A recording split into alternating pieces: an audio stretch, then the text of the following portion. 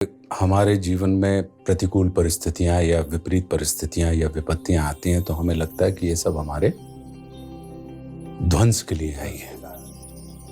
लेकिन श्रद्धेय दिनकर जी ने रश्मि रथी में इन विपत्तियों को इतने अद्भुत तरीके से वर्णन किया है कि ये विपत्तियां वस्तुतः आपकी संपत्ति भी हो सकती है यदि आपके चरित्र के अंदर दृढ़ता हो और आपके अंदर विश्वास की एक लहर हो। और बहुत अच्छा उन्होंने वर्णन किया है कि पांडवों ने जब अपना अज्ञातवास पूरा कर लिया, सारी शर्तें पूरी कर ली, तो पांडव आते हैं और न्यायोचित तरीके से वो कहते हैं कि भाई आपने ये कहा था कि अब आधा राज्य हमें हमारा वापस कर दीजिए।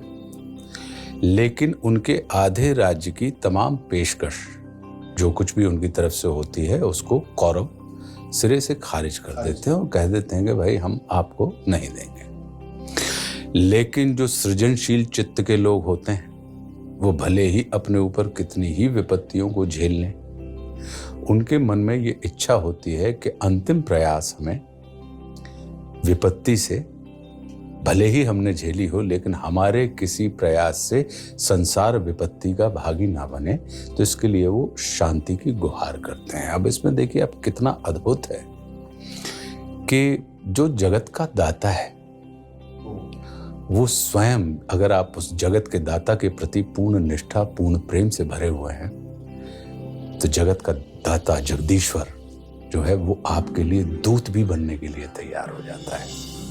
और परमात्मा श्री कृष्ण, लीला पुरुषोत्तम श्री कृष्ण पांडवों के दूत बन के जाते हैं। लेकिन उसके पहले की जो पृष्ठभूमि है उसका इतना अद्भुत वर्णन रश्मि रथी में श्रद्धेय दिनकर जी ने किया है कि वो कहते हैं कि हो गया पूर्ण अज्ञातवास, पांडव लौटे वन से साहस।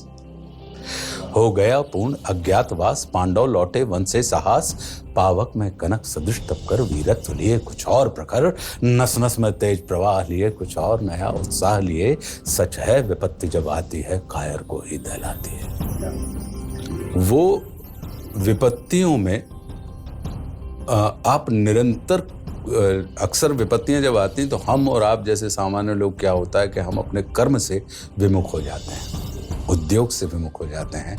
लेकिन जो शौर्यवान होते हैं या जिनको अपने कृतित्व पर, जिनको अपने पुरुषार्थ पर, अपने व्यक्तित्व के ऊपर पूर्ण भरोसा होता है, वे निरंतर किसी ना किसी किस्म का उद्योग करते रहते हैं अपनी विपत्तियों से छुटकारा प्राप्त करने के लिए। तो वो कहते हैं कि जो आप पड़ता सब सहते हैं, उद्योग निरत नित रहते हैं। शूलों का मूल नसाने को, भड़खुद विपत्ति पर छाने को, है कौन विघ्न ऐसा जग में टिक सके वीर नर के मग में।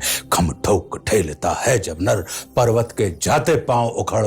मानव जब जोर लगाता है पत्थर पानी बन जाता है।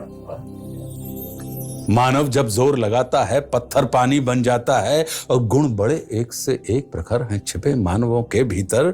मेहंदी में जैसे लाली हो, वर्तिका बीच उजियाली हो। बत्ती जो नहीं जलाता है रोशनी नहीं वह पाता है। और पीसा जाता जब इक्षुदंड, इक्षुदंड मतलब गन्ना, कि पीसा जाता जब इक्षुदंड, झरती रस की धारा अखंड। और मेहंदी जब सहती है प्रहार, बनती ललनाओं का श्रृंगार। जब फूल पिरोए जाते हैं हम उनको गले लगाते हैं।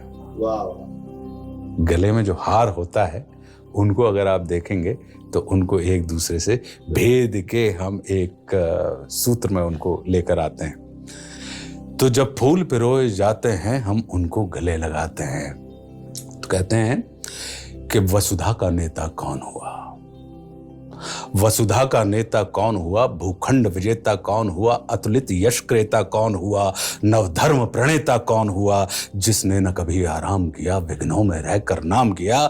जब विघ्न सामने आते हैं सोते से हमें जगाते हैं। मन को मरोड़ते हैं पल पल, तन को झंझोड़ते हैं पल पल।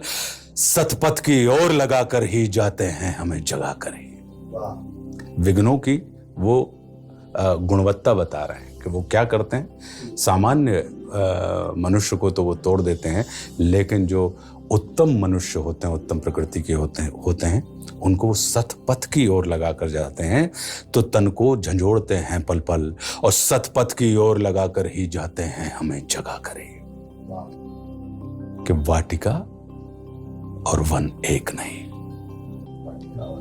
दोनों जगह आप देखेंगे कि वहाँ पे पुष्प होते हैं, पेड़ होते हैं, वृक्ष होते हैं, तमाम चीज़ें होती हैं। वाटिका में भी होती हैं, मतलब गार्डन में, और जंगल में भी होते हैं। तो कह रहे हैं लेकिन वाटिका और वन एक नहीं, आराम और रण एक नहीं, वर्षा अंधड़ आतप अखंड पौरुष के हैं साधन प्रचंड, और वन में प्रसून तो खिलते हैं, बागों में शाल न मिलते हैं।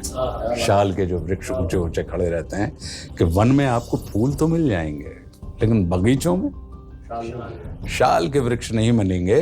तो वन में प्रसून तो खिलते हैं, बागों में शाल न मिलते हैं, कि कंकरियां जिनकी सेज सुघर, छाया देता केवल अंबर, विपदाएं दूध पिलाती हैं, लोरी आंधियां सुनाती हैं, जो लाक्षागृह में जलते हैं वे ही शूरमा निकलते हैं। जो लाक्षागृह में जलते हैं वे ही शूरमा निकलते हैं। अब बढ़कर विपत्तियों पर छा जा, मेरे किशोर मेरे ताजा, जीवन का रस छन जाने दे, तन को पत्थर बन जाने दे, तू स्वयं तेज भयकारी है, क्या कर सकती चिंगारी है। और वर्षों तक वन में घूम घूम, बाधा विघ्नों को चूम चूम, सह धूप घाम पानी पत्थर, पांडव आए कुछ और निखर, सौभाग्य न सब दिन सोता है, देखें आगे क्या होता है। अगर गूगल आपको